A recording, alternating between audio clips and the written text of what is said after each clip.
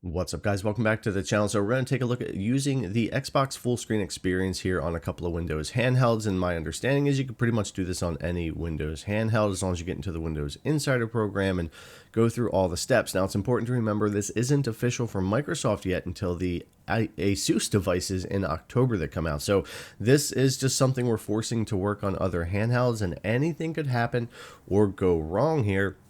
I've heard about controllers stopping working and things like that. So it's just important to remember that can be the case. So let's go ahead and get into it and see how this works. Now we're going to use the Legion Go for setup here because I already have the Ally X ready to go and I want to show the process here. So we'll take a look at getting this set up on the go because I want it working here as well anyway. So we're going to go in here to our settings. First thing, we're going to go over to Windows Update. And down here where it says Windows Insider Program, we're going to go there. Now, if you're not in the Windows Insider Program yet, you are going to have to get your account part of that before you can proceed with the Get Started step here. At least that's what I had to do. And it did take a little while for them to kind of get it to push through. So you click down here, Becoming a Windows Insider. It'll take you over to the website here. And then you're going to do register now, and you're going to be signed in with your Microsoft account you're going to use to do that. And once that's done and it goes through, you're able to go back, click get started, and link your account and get into it. Again, it took a little while for that process to kind of get approved and get over here where I could do that. Once it did, though, I was able to do the get started, get in here, and then pick release preview. You used to have to do the dev channel, but that's not the case anymore. Since August, they have had an update where we can do this with the release preview here. Now we'll click continue here again. We'll click restart now, and then we'll start getting through the process of changing this over to the preview version of Windows, which will allow us to do what we need to do to use the Xbox Fullscreen Experience. Now that we're restarted, you can see here we are on the Windows preview version here. So we're going to be able to continue on. We're going to want to go over to Windows Update again, and we're going to do check for updates. You might have to do this a couple of times, but you're going to want to have the update come up now to actually install the preview version of this and get it done. So it's going to be a download and install, and of course, you know, Windows updates, it does take a little bit of time to do that, but once it's done, it's going to be ready for a restart, and then it'll finish installing the preview version here. So we'll go ahead and restart now. Once we get restarted, we're going to go check gaming and settings, and there is no full screen experience yet, which brings us to the next steps. And those next steps will be some command prompts, registry editor, and we'll go through all of that. There's also a good article on the ROG Ally Life site here. I'll put a link to this in the description. It has all these steps, the prompts, and everything that might help you out here.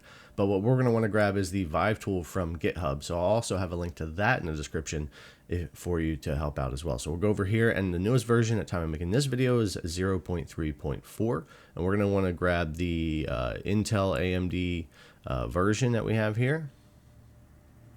We're going to download this, and then we're going to go ahead and extract that zip folder. So let's close this out. We're going to go into our downloads folder.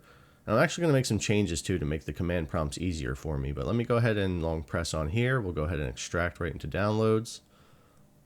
All right, I can close this out. And what I want to do is rename the folder so I don't have to type all this out when I get into the command prompt part. So I'm just going to rename this folder to ViveTool, all lowercase, to make it easier for me. And once I do that, I'm actually also going to make a copy of it and move it over to my C drive, which you'll see here. Just again, I'm making things easier for me when I get to the command prompt because I'm using a touchscreen and not a keyboard, mouse, or anything like that to show this. So I'm going to go ahead and copy that now that I've renamed it, go over to my C drive and simply just paste it right there. Not in any folders, nowhere, just right there. And you can always delete this as soon as you're done as well. Now with that there, we are ready to move on to the command prompt and get these features unlocked. So I'm just going to go to search, and I'm going to start typing in command, and you'll see it pop up here. And what we're going to want to do is run as administrator. So we're going to click on that there, and we have command prompt up as administrator. And we're going to get started. We only really have to type in 3 lines here. So we'll start with the first one, which is going to be lowercase cd, and then we're going to do space. We're going to do capital C, colon, backslash. I'm actually going to change over to traditional keyboard here. There we go. All right. And then we're going to do our ViveTool. Remember that folder we renamed and moved to C drive. So just ViveTool, and then we can hit enter, and that's going to take us right to that folder. So now we're in C ViveTool. And that's going to be whatever folder you created or saved to if you did something different. Now we're going to type in the .exe, which is capital V, lowercase I, capital V, lowercase e, capital T, O-O-L for ViveTool.exe here that you can see. And then we're going to do space /enable, and space again / ID colon, and then the number for this one, which is 525-80392. And these will be up on the screen as well for you to see, and you can get them from different articles and that type of thing. But you can see the successfully set feature configuration for that one. Now we're just going to do the next one. It's going to be the ViveTool again with the capital V, lowercase I, all that you see there. So ViveTool.exe space enable or /enable space /ID. Oh, go back, ID colon. And then this one is going to be 5090 and 2630. We hit enter, successfully set feature. Now those are the two features we need to set, and we are done with the command prompt. It's really not that hard once you get it all set up and ready to go there. Now we need to go over to Registry Editor, which we can get to by searching for Registry Editor in the search bar, clicking on it, and that'll bring us over to the Reg Editor. I already have the location open here that we need to get to, but it's going to be your local machine here, and then it's going to be software, then it's going to be Microsoft, and then it's going to be Windows NT, and then you're going to come down to OEM, and then that's where your location is going to be for this device form that we need to change over. So I'm going to hold down on that. I'm going to click Modify, and then where it has a 2 here for hexadecimal, we're just going to add a lowercase e. If you were changing the decimal, it would just be 46. You could do either one. So I got 2 lowercase e for my value. Apply that, and now you'll see we have 46 in parentheses and the 2e. That's going to activate us and finish the process for those features to be live. So now that that's done, we're going to go ahead and restart the device. Once it's restarted, we're going to go into Settings, Gaming, and you're now going to see the Fullscreen Experience tab that has been added here. Click on that. We're going to choose Home App, which we're going to choose Xbox here, and then we're going to enter Fullscreen Experience on Startup. Then we can close that and restart again. But even before you restart, it will go ahead and launch you into the full screen experience. But if you want that to be optimized and working properly, you do need to restart. I'm going to show you that later when we're looking at the Ally X as well. But yeah, that's all the process to get this installed and working on your Windows device. Now, this hasn't given me trouble on the Ally X or Legion Go so far, but I do have a lot more set up on the Ally X and spent more time with it. So we'll take a look at a couple of things here now that we're all set up. Now I've mapped some buttons here to make it easier for me, and one of those of course being the Xbox button, since we don't have one of those on any of these other devices. So if I hold the back button and then press my start button up here, that activates my Xbox button, and I can go through here and get to everything on the game bar and check all that kind of stuff out, which is nice and convenient here, no trouble with that. And then of course you can long press or hold the Xbox button. And that's going to bring up the app switcher area here, where if you have a bunch of other things open, you can just swap between those. You can close tabs and things like that. It seems to work pretty well and has been pretty convenient. You can get down here into your library, which is now going to have your games from various launchers, including Game Pass, Steam, EA, Ubisoft, all of that. And then, of course, your apps that you might have installed, which is mostly launchers and things like that that you can get to as well. I launched a couple of games, played a few things on here, and I've also taken a look at the RAM, which I'm running not anything majorly different between the two, but we'll take a look at that as well. But yeah, everything here pretty navigatable and easy to get to with the controller and to access everything.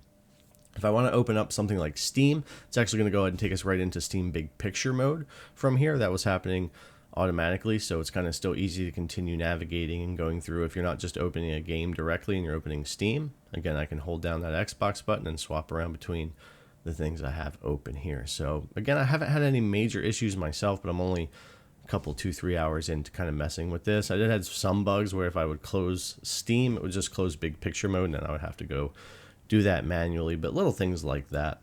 Launching into Game Pass games is pretty easy. That's all streamlined and built right into the Xbox app. And if you do that hold on the Xbox button, the game stays open and running. You can hear the music. You can see everything happening. So you want to make sure you pause the game if you're doing anything there. But yeah, you can do all that. You would want to be careful not to have multiple games open, of course, because it's more apt to do that. But it does give you some reminders and things like that. If I open up Borderlands 4, it's going to go ahead and do that for me right for Steam. Now, I already had Steam open in the background, so it's not necessarily going to show me anything else other than the game opening here, and that worked pretty well for Borderlands 4. So, yeah, again, I can go in and switch around, not too laggy or anything, pretty crisp, considering it's not official for these other devices yet. I thought it was working pretty well and kind of seemed to be working about as well as I saw for other people who have gotten hands-on and have made videos at like Gamescom and stuff like that recently. So yeah, it's been fun to mess around with it. There's a lot of potential here, certainly, and I'm looking forward to getting a hold of the next devices where this is also more official to see if there's any other tweaks or differences as well. Now, if we go over to Windows mode, something I do want to show you over here, if we were to want to get back over to the Xbox Fullscreen Experience, we could hit the app, but it's really only going to bring us back to the app. If we want to go back to the Fullscreen Experience, I'm going to hit the task view task switcher here, and there we have the Xbox Fullscreen Experience. And it does recommend a full restart to get the optimizations. So it doesn't look like it's great at swapping back and forth yet and keeping all that. On the Xbox Fullscreen Experience, I'm around 4.8 gigabytes of used VRAM here, and I haven't really debloated a lot, but I don't run a lot either, so it's not too bad. But if I go to just straight up loading in Windows, I'm at about 5.7, so I've seen about a 1 gigabyte difference. I've seen 2 for other people, 1.5, 2.5. I think it depends on how you're running your PC. I really don't allow anything to boot up on Windows anyway, if I can help it. I keep it pretty low, so for the most part, not a huge difference there. As far as gaming, I've only tried Cyberpunk. I'm going to get into a lot more stuff with that, but I will say for the most part, playing around, and Cyberpunk's well optimized. I didn't expect to see a difference. There really wasn't much of any difference to talk about or get into as far as this game. And again, this isn't even really official for these devices, so I kind of take some of this with a grain of salt too. But these are just quick looks to see how things are going here on the initial install of this and getting it working. And yeah, I think it's a good direction so far for Microsoft and Xbox. It's certainly something we need for Windows and for the Windows handhelds if they're going to continue on to grow and become more popular. And I think this is a step in the right direction, and they're laying a foundation here that they can build on to create a better operating system experience for these devices. And I think they're on the right path, and it's been fun to be able to check this out a little early before those Asus Xbox Ally devices come out in October. But anyways, guys, I'm going to leave it there. I hope the guide helped you out to get this set up. It should be pretty easy, but it can feel cumbersome at first, and then a little quick look at how things are going here. But anyways, let me know what you think of the Xbox Fullscreen Experience in the comments down below, and I'll see you guys in the next one.